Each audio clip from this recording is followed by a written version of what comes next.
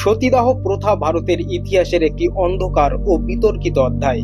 এটি এমন একটি প্রথা ছিল যেখানে মৃত স্বামীর চিতায় জীবন্ত বিধবা স্ত্রীকে আত্মাহুতি দিতে হতো।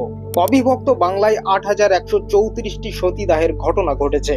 কে শুরু করেছিল এই নির্মম প্রথা, কবে থেকেই বা চালু হয়েছিল এই সতীদাহ প্রথা, আর কিভাবে তার বিনাশ ঘটল? সতীদাহ প্রথা কবে ঠিক শুরু হয়েছিল তার কোনো নির্দিষ্ট তারিখ পাওয়া যায় না।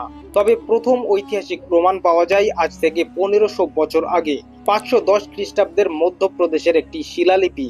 এরন শিলালিপি থেকে জানা যায় যে গোপরাজ নামক এক সেনাপতির মৃত্যুর পর তার স্ত্রী দাহ হয়েছিলেন। মধ্যযুগে সতীদাহ প্রথা অনেক বেশি জেঁকে বসে। মূলত উচ্চ বর্ণের রাজ পরিবার এবং যোদ্ধা শ্রেণীর মধ্যে এটি সীমাবদ্ধ ছিল। পরবর্তীকালে এটি ধীরে ধীরে সমাজের অন্যান্য স্তরেও ছড়িয়ে পড়ে, যেমনটা আমরা রাজপুতদের জহরের মতো ঘটনাগুলো দেখতে পাই। মুঘল এবং বিদেশি আক্রমণকারীদের হামলায় রাজপুতদের মৃত্যু হলে তাদের স্ত্রীরা অর্থাৎ রানী এবং যোদ্ধাদের স্ত্রীরা শত্রুর হাতে বন্দিত্ব, দাসত্ব বা ধর্ষণ থেকে বাঁচতে এবং আত্মসম্মান রক্ষার্থে মৃত্যুবরণ বা জহর করতেন। চিত্তরগড়ে ১৩০৩ খ্রিস্টাব্দে দিল্লির সুলতান আলাউদ্দিন খিলজির আক্রমণের সময় রানী পদ্মিনীর নেতৃত্বে চিতোরের প্রথম এবং সবচেয়ে বিখ্যাত জহরটি সংগঠিত হয়েছিল।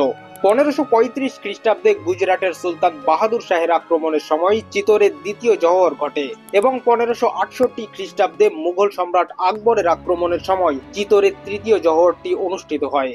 ইবনে বতুতা এবং নিকোলো কন্তির মতো বিদেশি পর্যটকরা তাদের বর্ণনায় এই প্রথার ভয়াবহতার কথা উল্লেখ করেছেন। তাদের লেখায় উঠে এসেছে অনেক ক্ষেত্রে বিধবাকে জোর করে চিতায় ঠেলে দেওয়া হতো। বাংলায় সতীদাহ প্রথার ঘটনার সংখ্যা ছিল অত্যন্ত উদ্বেগজনক। ১৮১৫ থেকে ১৮২৮ সালের মধ্যে, অর্থাৎ সতীদাহ প্রথা উচ্ছেদের আগের মাত্র ১৩-১৪ বছরে অবিভক্ত বাংলায় ৮,১৩৪টি সতীদাহের ঘটনা ঘটেছিল।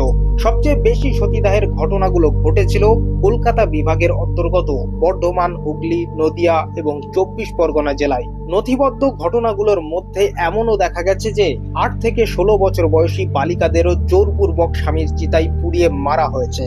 আচ্ছা, সতীদাহ নিয়ে শাস্ত্র কি বলে? শাস্ত্রে কি সতীদাহের উল্লেখ রয়েছে?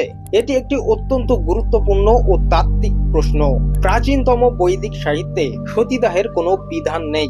ঋগ্বেদের একটি মন্ত্রকে ভুল ব্যাখ্যা করে অনেক সময় সতীদাহের সপক্ষে যুক্তি দেওয়া হতো, যা রামমোহন রায় সঠিক শাস্ত্র ব্যাখ্যা করে এই তত্ত্বকে ভুল প্রমাণ করেছিল। পরবর্তীকালে রচিত কিছু পুরাণ ও স্মৃতিশাস্ত্রে সতী হওয়ার মাহাত্ম্য বর্ণনা করা হয়েছে, তবে অনেক বিশেষজ্ঞ মনে করেন এগুলো পরবর্তী সময়ে সংযোজন করা হয়েছিল।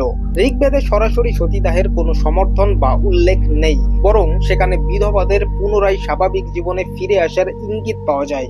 ঊনবিংশ শতাব্দীতে বাংলায় এই প্রথা চরম আকার ধারণ করে। বিশেষ করে ১৮১৫ থেকে ১৮১৮ সালের মধ্যে কলকাতায় এর হার ব্যাপক বৃদ্ধি পায়। রাজা রামমোহন রায় ছিলেন সতীদাহ বিরোধী আন্দোলনের প্রধান নায়ক। নিজের বৌদির সতী হওয়া দেখে তিনি ব্যথিত হয়েছিলেন এবং এই প্রথা বন্ধে জনমত তৈরি করেন। তিনি প্রমাণ করেন যে শাস্ত্র অনুযায়ী এটি কোনো আবশ্যিক প্রথা নয়। ১৮২৯ সালের ৪ঠা ডিসেম্বর তৎকালীন বড়লাট লর্ড উইলিয়াম বেন্টিঙ্ক বেঙ্গল সতী রেগুলেশন পাশের মাধ্যমে এই প্রথাকে আইনিভাবে নিষিদ্ধ করেন। যারা এই প্রথায় সহায়তা করবে তাদের বিরুদ্ধে নরহত্যার অভিযোগ আনার আইন করা হয়। শুধুমাত্র আইনের মাধ্যমে নয়, বরং সামাজিক সচেতনতার কারণে এটি ধীরে ধীরে বিলুপ্ত হয়। রামমোহন রায়ের সংবাদ কৌমুদী পত্রিকা জনমত গঠনে বড় ভূমিকা রেখেছিল। এছাড়া পরবর্তীকালে ঈশ্বরচন্দ্র বিদ্যাসাগর বিধবা বিবাহ আইন পাশ করিয়ে নারীদের সামাজিক সুরক্ষা নিশ্চিত করেন, যা সতীদাহের মতো প্রথার ফিরে আসার পথ চিরতরে বন্ধ করে দেয়। পরিশেষে বলা যায়, সতীদাহ প্রথা ধর্মের চেয়েও বেশি ছিল সামাজিক কুসংস্কার এবং নারীদের ওপর আধিপত্য বিস্তারের একটি হাতিয়ার, যা আধুনিক শিক্ষা, শাস্ত্রের সঠিক ব্যাখ্যা ও যুক্তিবাদী আন্দোলনের ফলে শেষমেশ সমাপ্ত হয়।